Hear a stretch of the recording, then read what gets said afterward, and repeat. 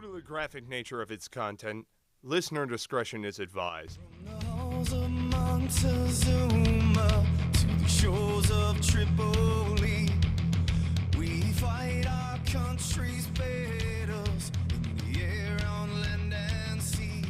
First to fight. On this episode of Cigars and Sea Stories, Mike and Jocelyn are sitting down with Rob Elliott, fellow Marine from the air side, went into farming after evolving into veteranhood, and is now giving back to the veteran community in a number of different ways, all centering around veterans in agriculture. And I gotta say, we went out to the farm, we checked out a lot of different stuff. Very unique setup, how he's got everything moving around. Great ways to make money, great ways to live off the land. And so we've been dying to have him on.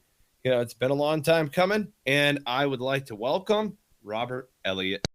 So welcome to Cigars and Sea Stories, brother. What's up? Thanks for having me. So when were you in the Corps? 97 to 02. Cool, okay. And you're on the air side? Yeah, C-130 mechanic. Okay. Right on. Did you ever puke in the back of one? No, but I did shit in one. There you go. Right on. So where were you out of? MCAS, Miramar, Fatima, and Cherry Point. I had orders to all three. I was kind of everywhere. Right. Very cool. Miramar is a freaking kick-ass duty station. Yeah, I liked it. It was good. I kind of liked Fatima a lot better. You know, I don't know why. That's Okinawa. Okay. Yeah. You got yellow fever. I feel you. No, never fell into the yellow fever, man. I mean, I really think that when you're on the rock, you've got to be like an absolute dumbass or just some dork to wind up, you know, picking chicks up. I mean, it was like I couldn't pick them up to save my life. You know, but it would be like the dumbest guy in my entire, you know, in our entire shop or whatever. He would just be slinging them left and right. It's just like, what the hell? Right. Ain't that how it goes? So how long did you serve in the Corps? 5 years. 5 years in total. And you were just like, bam, I'm out of here. Well, yeah, 9702. Hey, Mike, do math for once. So 5 years for you a sergeant? When you got out? No, I got out of corporal. Okay. Yeah. Right on. So you're originally from here, right? Yeah, I'm originally from Lewisburg. You know, I grew up on the farm and I hated every minute of it. And, you know, when I went in the Corps, I did the whole delayed entry program bullshit for the year or whatever, because I knew I didn't want to go to college. And, you know, I went to the recruiting office and I was just like, what really got me was I was looking at all four branches sitting in there. And, you know, there was no way in hell that I was going to dress like Air Force or Navy, especially that Cracker Jack shit they had going on. I just couldn't deal with it. And the Army guy was just like completely fat as hell. So when I, you know, the Marines came out and they, you know, they're all sharp and everything. I was like, yeah, I'll go with these guys. Screw it. And I went with them because I went in the military, period, just because I didn't want to be on the farm anymore. I was sick of it. You know, I saw a lot of hardships in my family growing up here, and I did not want to continue that kind of legacy, you know, with bankruptcies and farm sales and stuff like that, failed agricultural ventures and all that stuff. So, you know, I went in and went every stinking where, it seemed like. Well, yeah, on the air side, you guys travel a hell of a lot more, I would assume. Yeah, and I got lucky because I got, you know, C-130s. We never had to sit on the boat for 6 months or anything like that. I mean, everywhere we went, we flew. And the best place ever, and should I ever leave the U.S. for any kind of reason, it'll be Australia. I'm definitely going back there one day. That is just, yeah, that's just like heaven on earth, especially for a jarhead, you know. Why is that now? So, Why is that now? All right. Well, have you guys ever been to Australia? Ever? No. Any of y'all? No. Oh shit. Have you ever heard the stories from other guys that went to Oz? Of course we have, which is what we're Right. looking for. Right. And the thing is that, you know, all these guys that when I was stationed in Miramar first, and the guys that were there, you know, they had rotated back from Okinawa and stuff, and they were like telling me all these outrageous stories about chicks just throwing themselves at you. You know, you just buy them a drink and they're going home with you or taking you to their home or whatever, and then you live like a damn king. And I was like, you guys are so full of shit. There's no way in hell this place exists. So we landed in Australia. Well, first we went to Guam on the way to Australia, and you know, Guam was pretty neat, but I don't know. Some of the guys wanted to stay in Guam, and I was like, screw this. I want to go to Australia. I want to see what's up down there. Get down there, and once we finally got to go into the city, which was Brisbane, you know, I walk into this club, this nightclub, and the nightclubs down there, it's so weird because the cities are so clean. Like here in the States, it's like, you know, trash blowing around and garbage on the streets. But in Australia, it's so clean. The food's real good. Everything's just really nice. And so we go into this club, and dude, I couldn't find a single ugly woman in there. Like none of them were ugly. None of them were ugly. None of them were fat. You know, I mean, it was just perfect. All these women were absolutely perfect.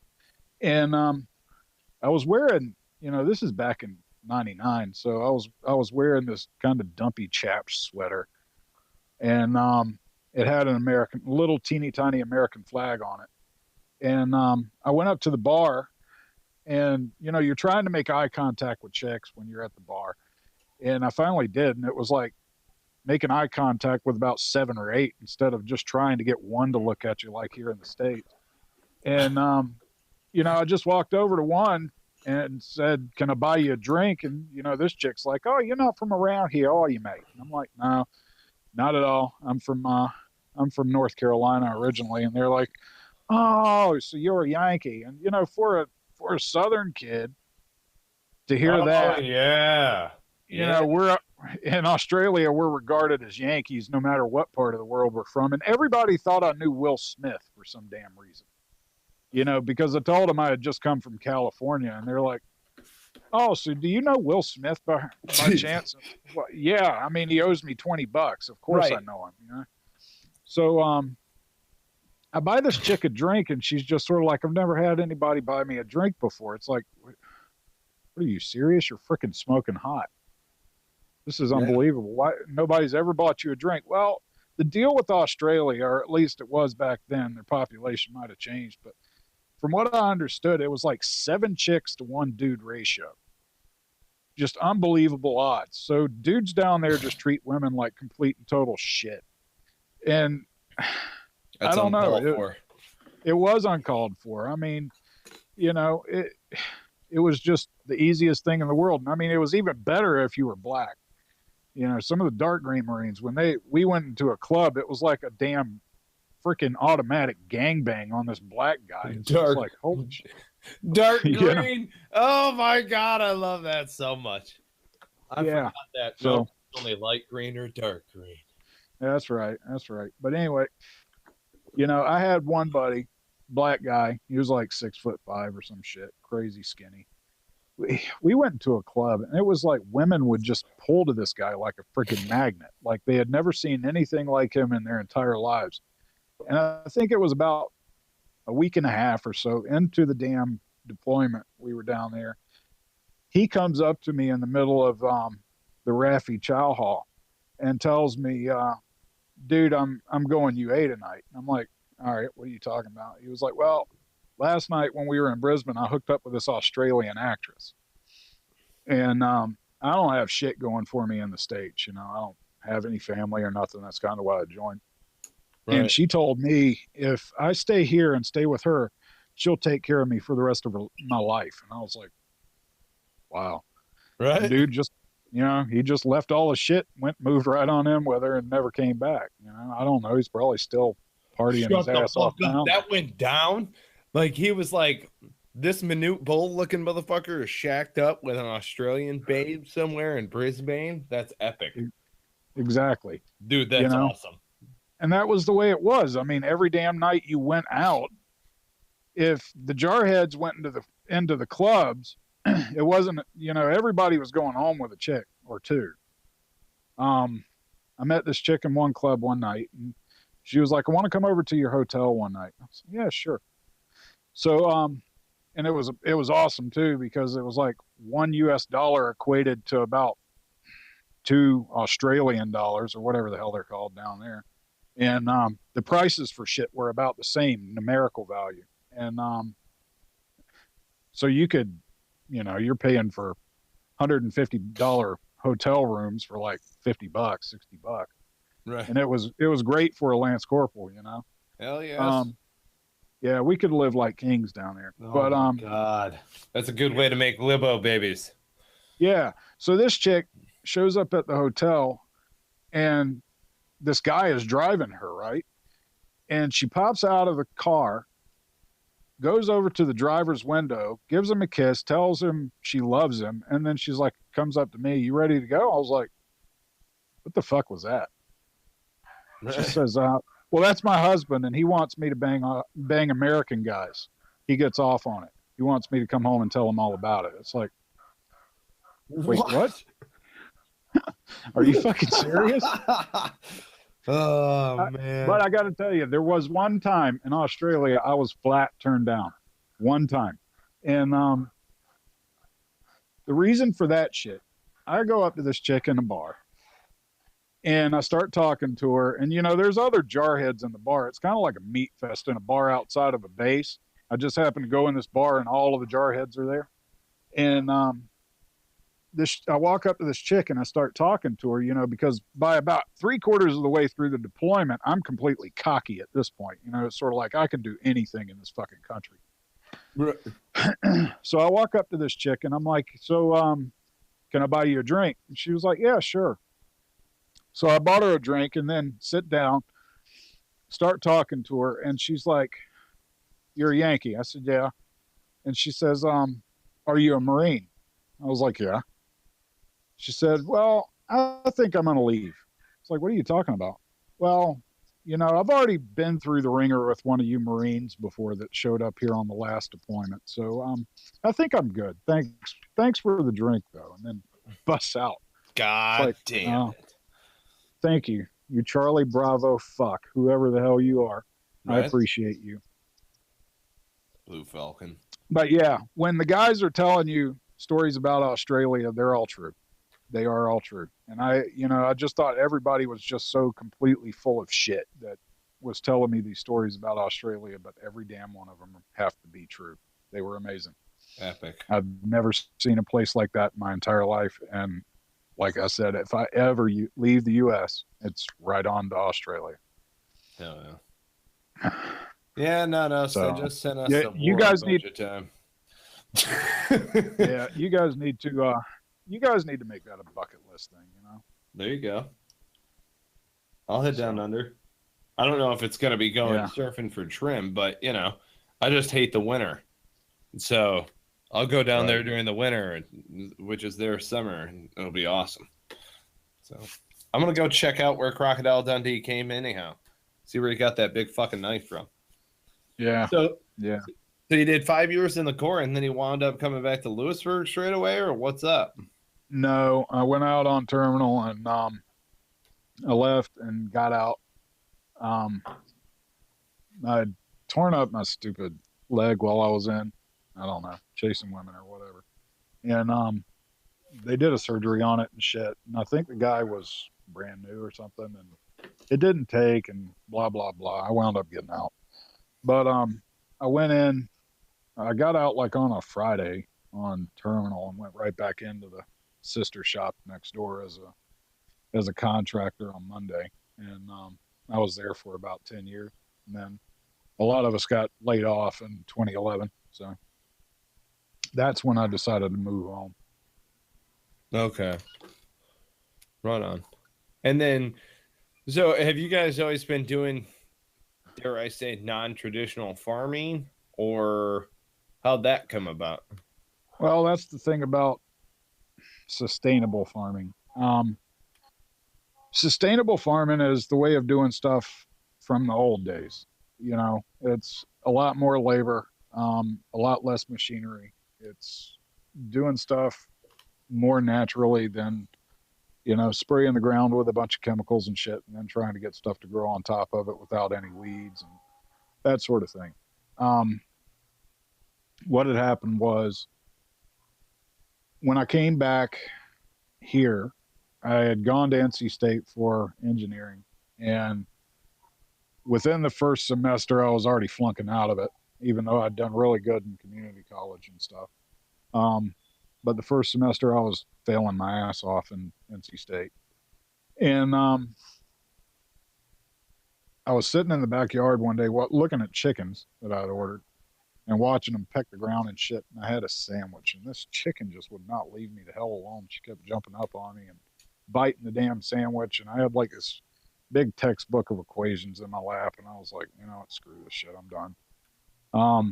That's when I kind of decided I was going to farm. So when I moved home, you know, I really didn't have anything. I had gone through a nasty divorce. I had, well, yeah, of course, that's mandatory per Marine Corps, right? Yeah. Those are standard issue. Had a little bit of a drinking problem going on, which I had fixed that too right before I moved home. And anyway, you know, I just, for whatever reason, I guess I just didn't hack it at NC State. That shit didn't happen. So when I started farming, I really didn't have anything when I moved here except for a motorcycle. And I sold the motorcycle to a guy that developed websites.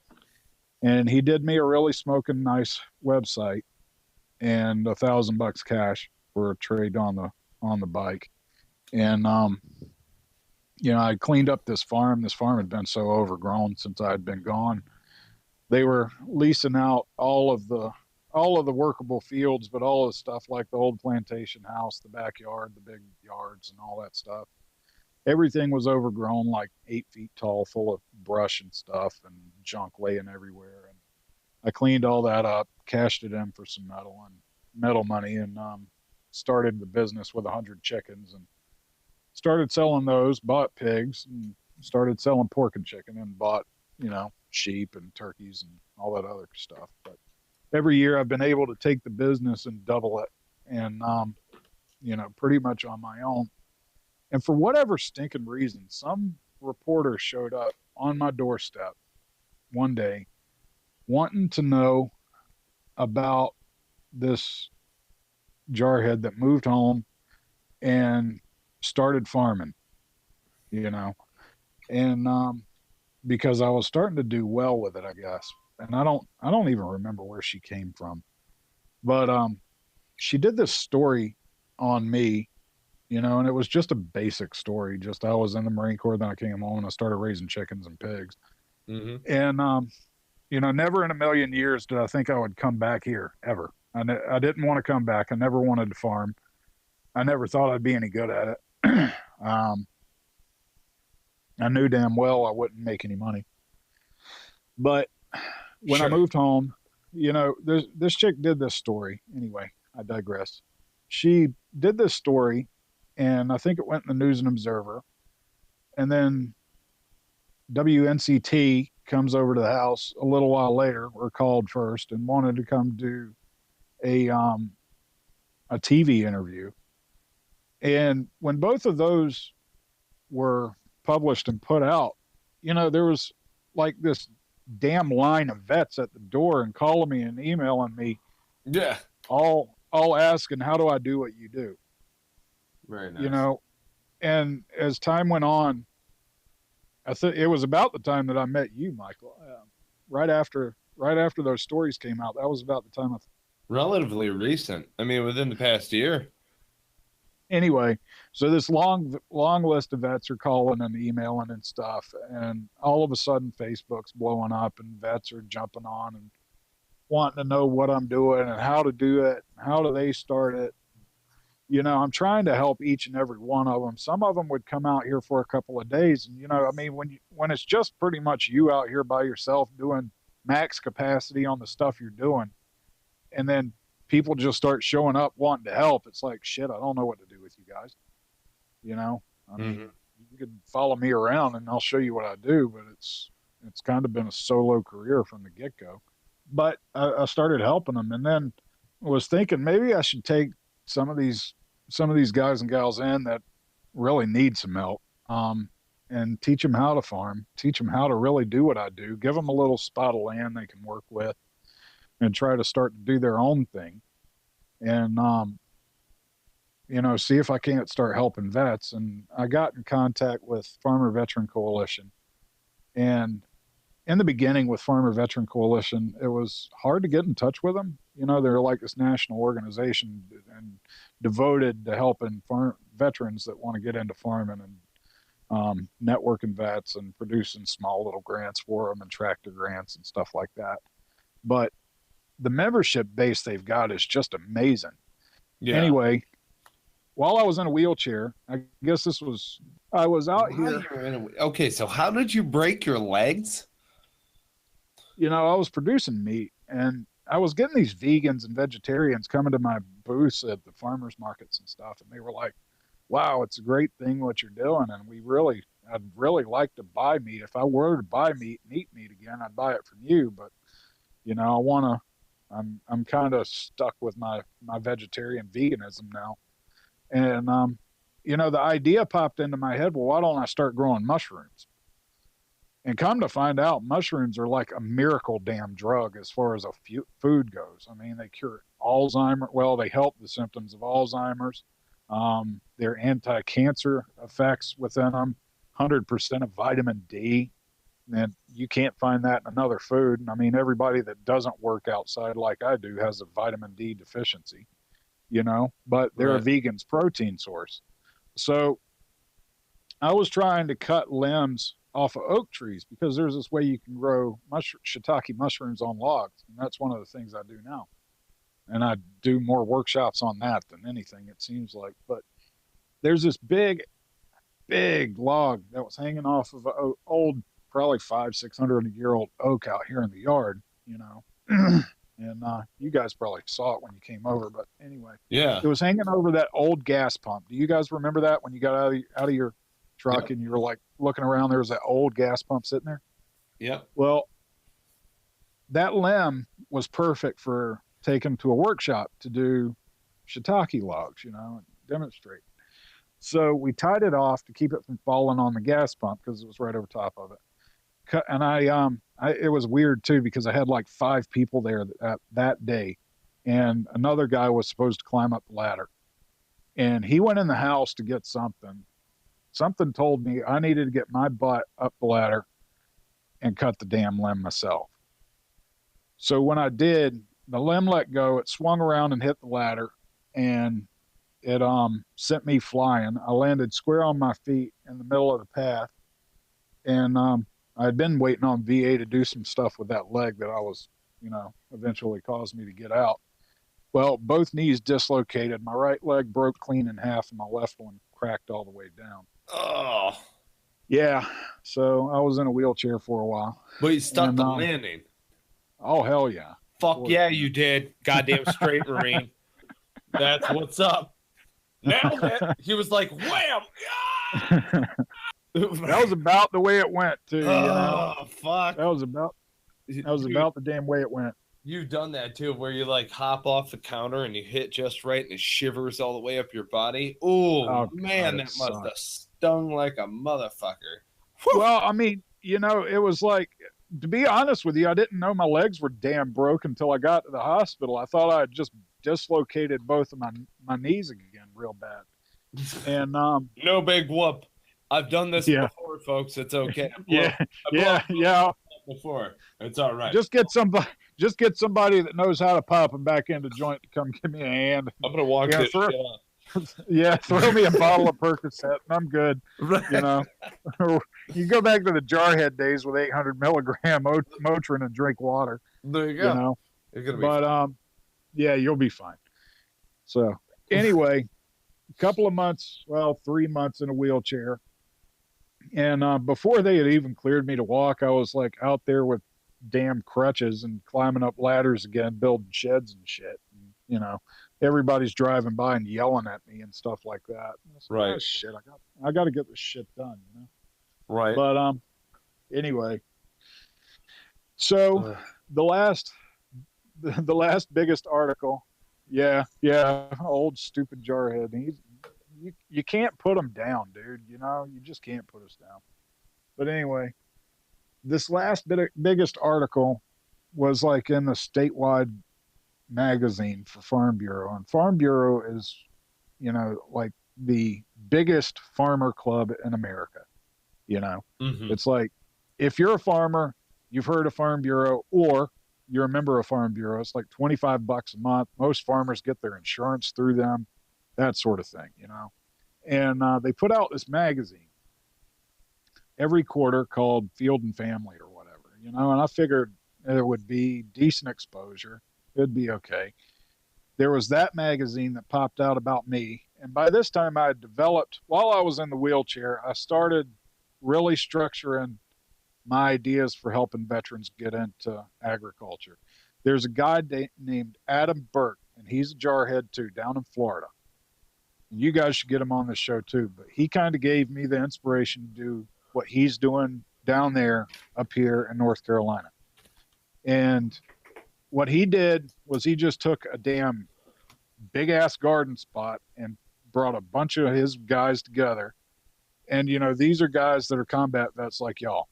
And they got together and started working together and started producing all kinds of stuff. It's called Vet Farm Florida, or Florida Vet Farm. I can't remember what it is. But those guys figured out that when they're together and they're working on a common purpose, some of that PTSD and shit, it kind of comes off of them because, they got the camaraderie back. They've got the old unit back. They're doing something worth of shit instead of eating pills inside their apartment, or something to that effect. And those guys came up with an awesome program, and it worked, Oh, yeah. And now, they were some of the ground foundation type people for veterans and ag in this country, was Adam Burke. So I took his basic idea and what he's been doing down there, and I came up with Vet Farm of North Carolina. Who knows? Yeah, Adam he may even call me one day and tell me to quit using their frickin' name, but that's whatever. Give us your links. Give us your links real quick. Well, the only ones that are bona fide right now is cypresshallfarm.com, and of course Facebook/Cypress Hall Farms. I haven't set up anything for Vet Farm yet. The Farmer Veteran Network is a completely grassroots organization. There is no bona fide stuff for it. It's just a bunch of veterans that I put together through the state who are producing agricultural products. I'll link them all together. I conference call them. I send out emails on stuff coming up for veterans in agriculture, or just agriculture in general. Any kind of assistance that comes to them, or it may be available to them, I link them to that sort of thing. That's one of those things that you got to email me if you want in on, and I'll gladly include anybody who wants to be included. But the thing about the Veterans Network, and the reason I don't publicize it, is simply because of one reason.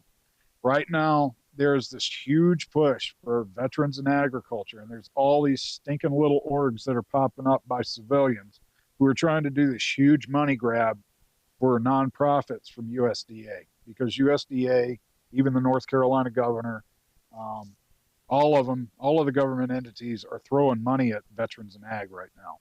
Mm-hmm. And a veteran's name and email address has become a damn commodity in this state and in the U.S., and that's bullshit. So when I developed the network, I did it just for us, and it's only to be us in it. It's not for anybody else who's, offering some dumb shit. It's just for the veterans in the state who are producing an agricultural product. How do we help them sell more of what they're doing and do it easier? How do we get them the assistance that they need for their farm and for their enterprise? Because a lot of these guys are just like me. You know, we walked onto the farm and we started farming from day one with no business plan, with no business knowledge, with nothing. You know, I started it with a motorcycle and a bunch of junk metal, you know, roughly $3,000 startup cost. And the blessing of my family to let me start farming on their family, on the family farm. And, you know, I've built a successful business out of this thing. Mm-hmm. You know, year one probably grossed 10,000 roughly. Year two, maybe gross somewhere around the neighborhood of 28. Year three, we were looking somewhere around maybe 38, 40. And I think this year, year four, the official year, somewhere it's looking really bright for this year, if I can get some of the help I need on certain days. But we'll see about that. So we'll see. Anyway. We'll include But the biggest thing. Oh. Go ahead. Well, I was going to say, include us. I mean, at bare minimum, myself and Farmer Veteran Network newsletter that's going out. I would definitely like to be. But yeah, include us in on that because, you know, this is one of those things. Like my grandparents are farmers. I'm looking to go into agriculture myself. I'd like to be able to produce some stuff sustainability wise for the family. That's one of the reasons why we came out and spoke with you. But then I see a lot of these other entrepreneurs that are doing this stuff within ag, and it's like, okay, where's my strength base internally? You know, I'm the entrepreneur. I hate to say it, but I mean, I wish that I could spend more time in the garden because I find it relaxing. Mm-hmm. And yet at the same time, I'm one of the guys who I need to be in RTB, getting outside of the building, meeting and greeting with anybody and everybody. So, you know, that's something for future conversations that are out there. But there are other veterans like myself who are great at networking and doing business development and stuff who would love to be able to team up and collaborate with guys like yourself, you know, in order to bring all of those connections together. Because when the pieces start to fall into place, it's amazing. I mean, right off the top of my head, there's probably 6 or 7 other adjacent unit organizations with solid intentions, solid mission statement.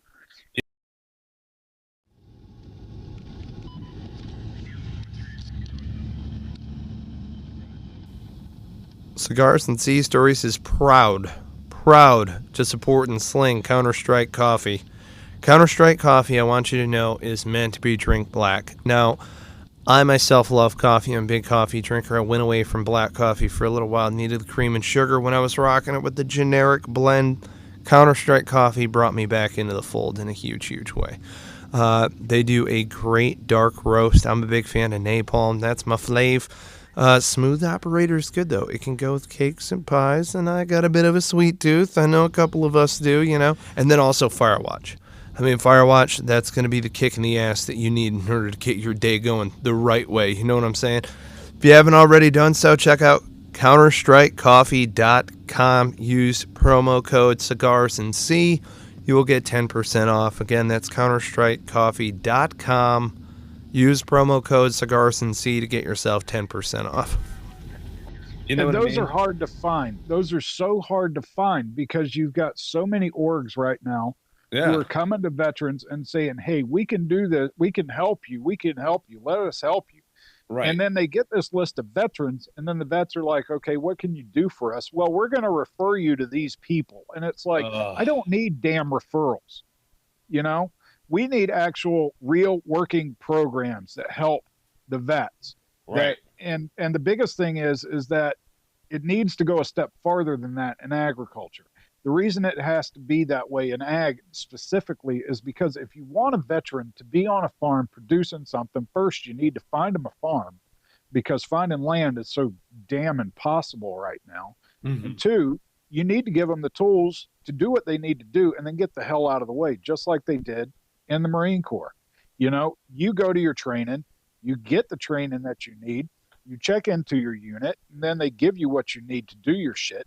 And then you can do your continuing training or whatever the hell you're doing, depending on what your job is. And then they kick your ass out into the bush or out into the flight line. Right, one of the two. Yep. You know, and they say, go fix it.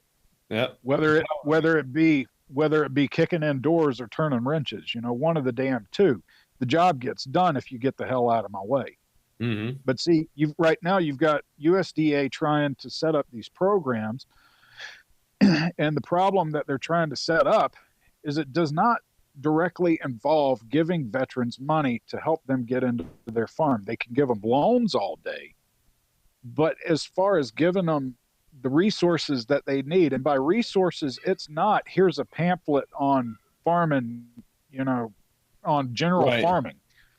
What USDA has done is they have taken the U.S. veteran and they've grouped them into a socially economic ball with minorities and women. Okay. And by doing that, what it's done is it's given veterans a preference for their beginning farmer and rancher programs that they have to get an agricultural loan up to $1 gazillion frickin' dollars through USDA funding and pay it back over time at 1% interest. It's a smoking sweet deal for a loan, but the problem with it is that the average veteran that's going to come into a program like this and start farming, one, doesn't have much of an idea of what he's doing. Okay. Right. So when they get into it, God knows if they can start to pay the loan back. And then what happens when you default? You lose your farm, you lose everything. And then you're right back worse off than you were to begin with your family out on the street again. Right. You know, what you need and what I've been trying to develop over time, because over the past 5 years of doing this thing, it has shifted from me just being a small, sustainable farmer to this advocate who does all this networking and stuff. I mean, believe it or not, it's like 10% of my day is involved with actual farming now. The rest of it is running out there to National Guard vet biz workshops or governor's working groups, which you really need to be at, Michael. Doing all of this stuff to help veterans get into farming and get into sustainable careers that are going to do something. And that's one of the reasons why I teamed up with NC State. But before I get into that, you know, when you talk about veterans in North Carolina and you talk about mixing them into agriculture, my name always comes up now. Because, and I don't know how the hell this happened, somebody thought it was a good idea to say, hey, Robert Elliott's the guy that we need to have being the face behind this thing. And I don't know why, but, you know, it's easy for me to talk to people to get things done. It was what I did when I was in the Corps. It's what I did when I was a contractor. I was a shaker more than I was ever a damn mechanic. You know, when you need something done, I got it done. And that's the same thing that I'm doing with the Veterans Farm, the Veterans Network, and trying to help Farmer Veteran Coalition out, because in the end, you can blow smoke up a veteran's ass all day long if you want. But when you actually get out there in the weeds with them and you start pulling the damn weeds and you're showing them what they need to do, and then you're placing them with the actual helpful resource that they need to get what they need to succeed and move forward. Those are the things that we need to be focused on. Everything else is superfluous. Yeah. Everything else is bullshit. The empowerment aspect of it is it truly is the biggest piece. Just as you had said, you give them those tools and you allow them to go out and flourish on their own and flounder. I mean, that's pretty much the best adjective that I can use there. Like, you know, you're going to go out there and you're going to try and you're going to figure out a shit ton of ways how not to do something. Right. Exactly. But see, there's the thing. That's the exact point of why a veteran needs to be in agriculture. All right. In this business, there has been such an influx and big fluctuations over the years of how the shit has been happening. In the 1850s, every military service member, 90% of them came from a farm. Okay. Over the past 10 years, only about 2% of them come from a farm. Yeah. The average, it's like 1.8% of the US population now is in agriculture. The rest is all involved in something else. That's Right. it. 1.8%. Well, The median age of a damn farmer now is 58 years old. They're retiring. But who is going to take over the farms of tomorrow? Because we've got to eat. The millennial generation is already growing. We're going to double population by 2030 in the world. right. All right. We throw away 48% of the food that we produce in the US alone, which means we have to completely double it just to make up for the double in population. Well, not Right. double in population. Forgive that one. Don't quote me on that one. It's Well, more and- like 1% population growth per year up to 2030. Well, yeah, it is mind-boggling. And the thing is that what we're doing is you take a corporate farm, okay? And that's what's happening today. Corporate farms. I may get sued for saying shit like this, and that's fine. I don't give a damn. I've been to jail before. Right. But, you have these big ag companies out there, these big ag corporations who have patented seeds, who have strangleholded farmers. And from what I hear, they're starting to fall now, just like big tobacco did in the 80s.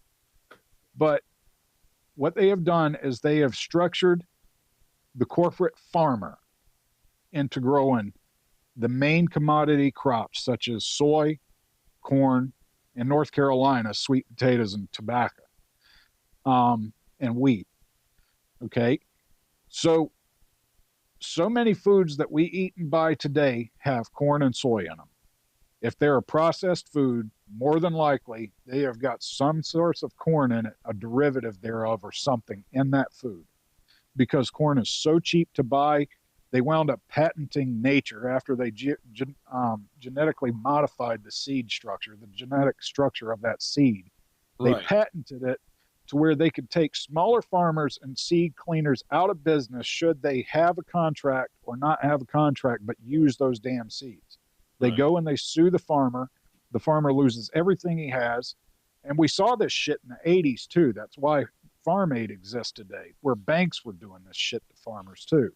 Banks were coming in and the farmer would default on a loan like within 1 to 3 days, up to a couple of months or something, and they'd throw a for sale sign on their farm.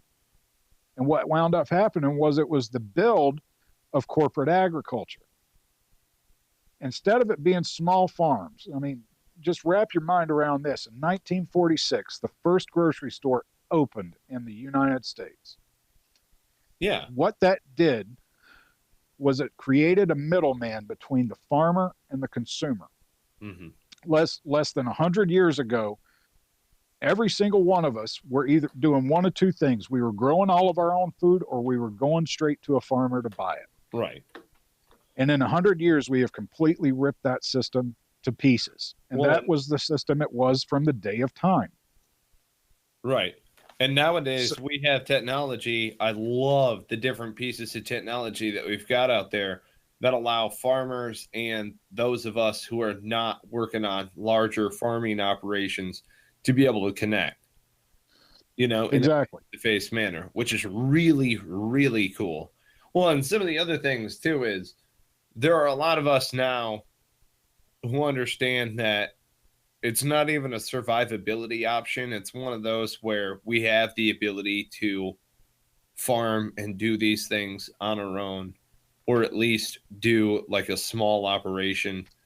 A lot of us, there's time constraints associated with it, Right. and it makes perfect sense. So now it's kind of coming back full circle. See, I agree with you wholeheartedly because what I see that's going on out there, the little disconnect from my own end is, and I agree entirely. Matter of fact, I see I see the disconnect and have spoken with a lot of different people that are out there saying something along these lines. Post World War II, we had the largest entrepreneurial boom, right? In veterans, it was 49%. We quote this all the time, so on. And why do you think that?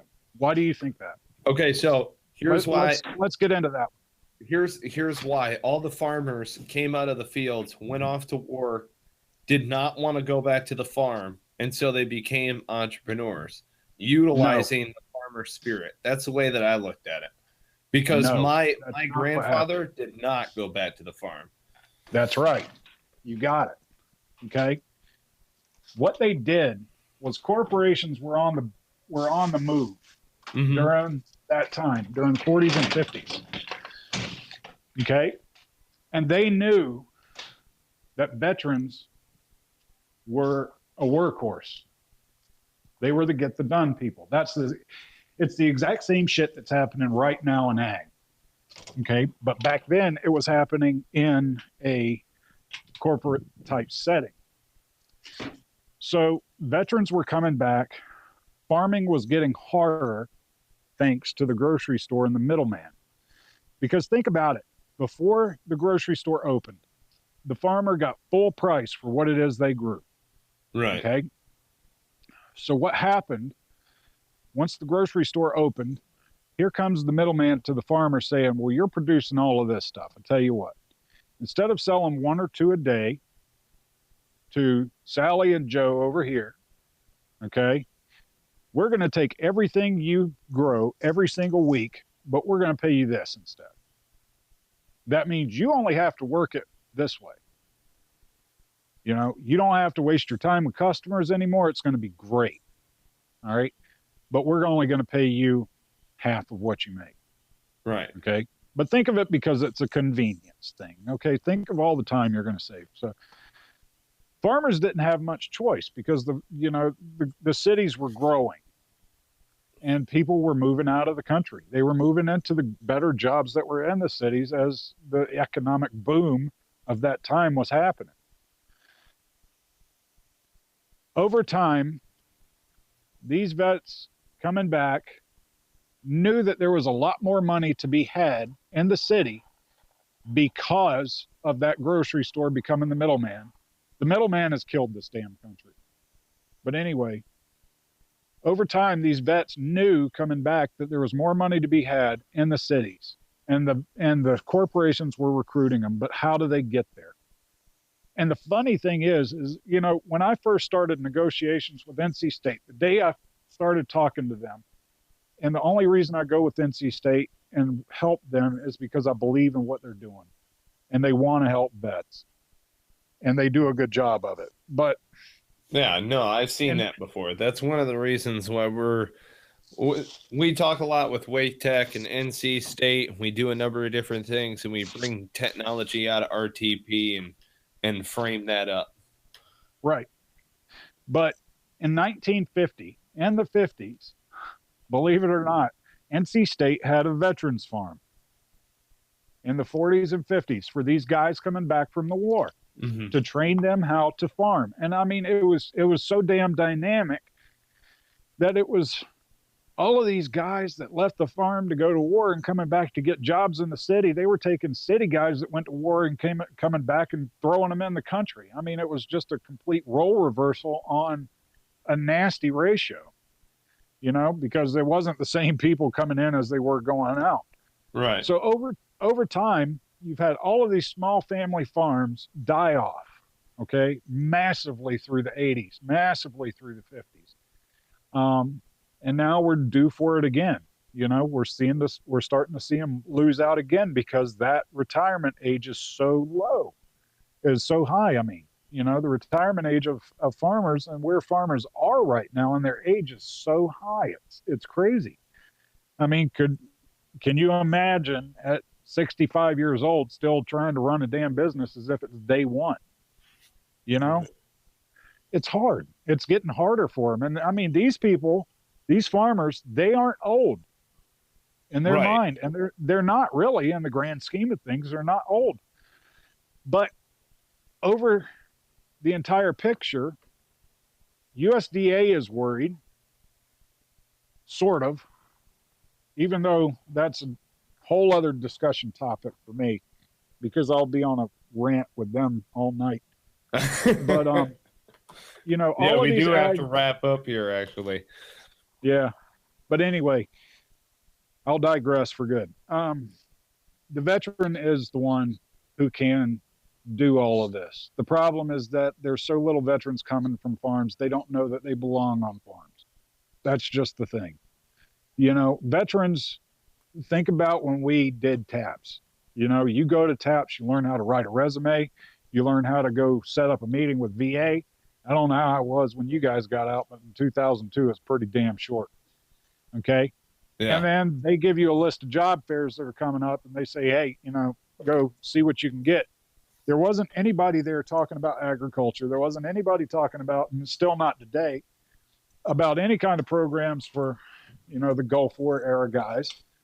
And today we're trying to go do this stuff for vets and get out there and let them know, hey, look, agriculture is a career choice. I talked to Wounded Warrior Battalion down in Jacksonville, their transition coordinator, I think is what she is. They've never considered having somebody come talk about agriculture as an option for veterans. National Guard headquarters in Raleigh has never had it. And they're just, you know, these people are very interested in this kind of career choice. And the reason that I offer NC State as a path to that is because it's a 2-year program. It's a 2.25 GPA to get into this program. You can use your GI Bill on this. It's the Ag Institute. Mm-hmm. It's all hands-on learning with small classrooms, and you know your instructor. I mean, it's not like you go to NC State for engineering and your professor comes in and you're sitting in there with 100 other people and he doesn't care about you and you don't care about him. And he doesn't care if you pass or fail. I mean, if you start to fail, they're going to yank you out of class and figure out what's wrong. Yeah. And try to help you with that. But the hands-on knowledge has offered all of these corporations within ag, what was traditionally North Carolina's #1 industry. Now it's like 4 or 8, I don't remember. But military was second. Right. You know, in our biggest industry, they are dying for vets to come into this, and they don't have enough workers to keep it going. Right. You know, and these are really good job opportunities. It's like 50,000 start and pay for the year with benefits. And then, you know, on top of that, it's damn advancement opportunities and stuff like that. If they would go through the 2-year program and learn how to actually do some hands-on stuff, that's what they want. Right. Well, then there's so many different alternative methods of farming nowadays also that I think a lot of people get lost in the sauce, and they really, you know, it's not a guy rocking Dickies and a plaid button down anymore. Okay. It's also, you know, you could be doing aeroponic towers in your garage. If you wanted to farm on your own, you just don't understand how to set it up. You can do all of that stuff in these little workshops. You know, you can run this stuff off your backyard. A lot of this shit you can run, you know, the Connex boxes that folks are transitioning over into self-contained grow operations for a number of different types of plants.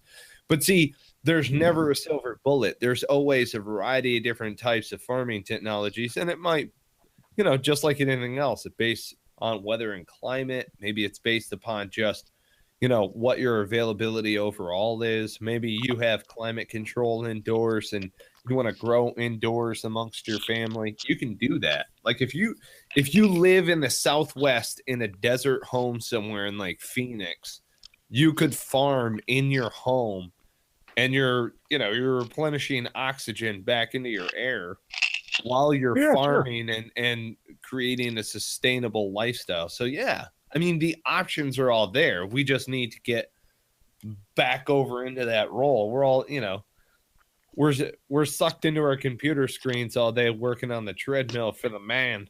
And then we come home and we're glued to the TV watching, you know, WWE or the election or, hey, wait a minute, that's the same thing. Maybe we should be paying attention to crap that actually matters. Don't just turn your TV off, throw it out the goddamn window. Yep. You know what I mean? I don't Throw associate it out the window, go outside and go damn farm. I don't grow something. I don't associate myself with people who make decisions on TV. Yeah, I don't associate myself with people that make decisions on Facebook either. So, you know, I have basic rules in business. Okay, very basic rules, but they save my ass so many times. One, I do not have any political affiliation with a customer. You know, if somebody's in front of me, if somebody is in front of me and they're trying to buy meats, I'm not going to sit there and argue about Trump or Bernie or Hillary or any shit like that. And the reason being is, I mean, think about it. Have you ever been on Facebook and you get into it with one of your best friends from some God knows where? Maybe it's Jarheads, maybe it's civilian world. But, you know, they get all butthurt and then about something you said about their person or whatever. And now automatically, you know, you don't talk to them forever. Those sorts of things. You know, jarheads, we can kind of get over it and keep on going. You know, I mean, you guys know how it is. You just beat the shit out of each other, get up the next morning and go do what you got to do. But, right. You know, in the civilian world, man, they're thin skinned, brother. They don't want to hear that shit. So I don't have any opinions about that. I don't have any opinions on religion, that sort of thing, you know, because the more that I show myself to a person who is a possible customer that is all open to interpretation or just opinion only, you know, the more that they start to judge you is the way I feel about things, you know. And I've got so many people that come to me because the only reason I'm there is to sell damn meat and sell the best meat in the world. You know, I'm not there to talk to you about who's going to win or my religion is better or, you know, any kind of shit like that, or I believe in abortion or don't believe in abortion. I don't want to talk about that shit. You want some meat. You know? Just want to add value to the world. That's right. There you go. And I want to help vets. I want to help vets do that. And it's wait. It's Cypress Hall Farms. Yeah, CypressHallFarms.com. Okay. Get in touch with this gentleman right here. If anybody in the Cigars and Sea Stories listener group right now wants to reach out to Mr. Rob Elliott, get in touch with us. We'd love to make the connection in the intro and all of that other fun stuff so that way we can get veterans in farming. And it's awesome, man. We've been out to his farm before. It is cool and it is expansive and it's a really cool time. You know, so I enjoyed driving around. Last time we were out there, it was turkey season. Old boy was screwing a choke on his freaking 12 gauge, getting ready to go out into the field and like, yeah, buddy. Good stuff. Yeah. It's the only time I get to play Jarhead anymore is turkey season, you know. Nice. So anyway. Well, nice. But yeah, thanks a lot for having me. I appreciate it. Absolutely. Thank you. Thank you to our listeners. Subscribe, rate, review the podcast. You can find us on iTunes, Stitcher, or Player FM. Thank you to our sponsors, veteranslist.us, First Data, Counter-Strike Coffee, and you guys know the discount codes on there. Veteranslist.us, Cigars and Sea, 50% off featured membership. Counter-Strike Coffee, it's Cigars and Sea coupon code. You get 10% off. And reach out to us. We'll put you in touch with First Data. They've got veteran-only credit card capture plans. We've seen rates as low as 1.2%. Can't guarantee anything on a commercial here, but veteran-only credit card capture. We can do e-commerce, point of sale, swipe on your cell phone or your, what's it called? It's the Clover swipe thingy. I always mess this up. Anyway, hey, great at farmers markets. Just saying. So thank you so much to our guest, Rob Elliott. Dude, you're welcome back anytime. We'd love to share your progress on a lot of your stuff. Sure. So I'm going to go check out where Crocodile Dundee came anyhow. Jocelyn, cue the music.